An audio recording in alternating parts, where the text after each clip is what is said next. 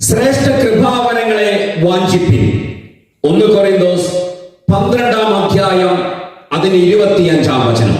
പ്രാർത്ഥനയുടെ കൃപാവരമുള്ള വ്യക്തി അന്യഭാഷയ്ക്കായി, അന്യഭാഷ കൃപാവരമുള്ള വ്യക്തി പ്രബോധനത്തിനായി, വ്യാഖ്യാനത്തിനായി, പ്രവചനത്തിനായി, രോഗസൗഖ്യത്തിന്റെ ശുശ്രൂഷയ്ക്കായി, ഇങ്ങനെ ചെറിയതിൽ നിന്നും ആരംഭിച്ച് ഉയർന്നതിലേക്കുള്ള ഒരു പ്രയാണമാണ് ക്രിസ്തീയ വിശ്വാസ ജീവിതമെന്ന് നാം പലപ്പോഴും തെറ്റിദ്ധരിപ്പിക്കപ്പെട്ടിരിക്കുകയാണ്.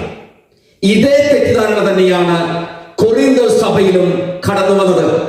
കൃപാവരങ്ങൾക്ക് ഒരു കുറവുമില്ലാതെ അഭിഷേകത്തിൽ ചലിച്ചിരുന്ന സഭയ്ക്കുള്ളിൽ ഏത് കൃപാവരമാണ് ഒരുവനെ ഉയർന്ന ആത്മീയനായി മറ്റുള്ളവരുടെ മുമ്പിൽ വെളിപ്പെടുത്തുക എന്നൊരു ചോദ്യം അവരുടെ ഇടയിലേക്ക് ഭിന്നതയ്ക്ക് കാരണമായി.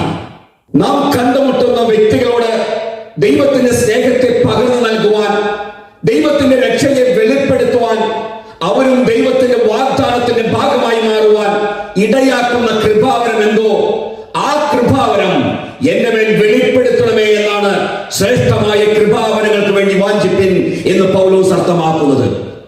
രോഗത്താൽ വലഞ്ഞിരിക്കുന്ന ഒരുവനെ ദൈവത്തിലേക്ക് അടുപ്പിക്കുവാൻ രോഗസൗഖ്യത്തിന്റെ കൃപാവരമാണെങ്കിൽ അത്, ദുഃഖിച്ചിരിക്കുന്ന ഒരുവനെ ദൈവത്തിന്റെ സ്നേഹം വെളിപ്പെടുത്തുകയാണ് എങ്കിൽ ആ കൃപാവരം, അങ്ങനെ ഓരോരുത്തരെയും ദൈവത്തിലേക്ക് അടുപ്പിക്കുവാൻ വേണ്ടിയാണ് നാം കൃപാവരങ്ങൾക്ക് വേണ്ടി വാഞ്ചിക്കേണ്ടത്.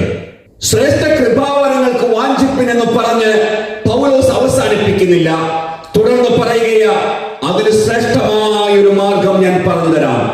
13-ാം അധ്യായം തുടരുന്നത് സ്നേഹത്തെ കുറിച്ച് പറഞ്ഞിട്ടാണ്. ഞാൻ മനുഷ്യരുടെയും ദൂതന്മാരുടെയും ഭാഷകളിൽ സംസാരിച്ചാലും എനിക്ക് സ്നേഹമില്ലെങ്കിൽ ദൈവത്തിന്റെ സ്നേഹം എന്തിനേക്കാൾ ശ്രേഷ്ഠമാണ്. ആ ദൈവസ്നേഹത്തിന് വേണ്ടിയായിരിക്കണം നാം ഏറ്റവും കൂടുതൽ വാഞ്ചിക്കേണ്ടത്. ആ സ്നേഹം നമ്മിൽ നിറഞ്ഞു കവിയുമ്പോൾ നാം കണ്ടുമുട്ടുന്ന വ്യക്തികളോട് സ്നേഹത്തോടെ ഇടപെടുവാൻ, സ്നേഹത്തോടെ കാണുവാൻ, സ്നേഹത്തോടെ സംസാരിക്കുവാൻ, സ്നേഹത്തോടെ ശുശ്രൂഷ ചെയ്യുവാൻ, അങ്ങനെ ദൈവത്തിന്റെ ഹിതം നമ്മിൽ കൂടി പൂർത്തീകരിക്കുവാൻ പരിശുദ്ധാത്മാവിന്റെ കൃപാവരങ്ങളാൽ കഴിയും.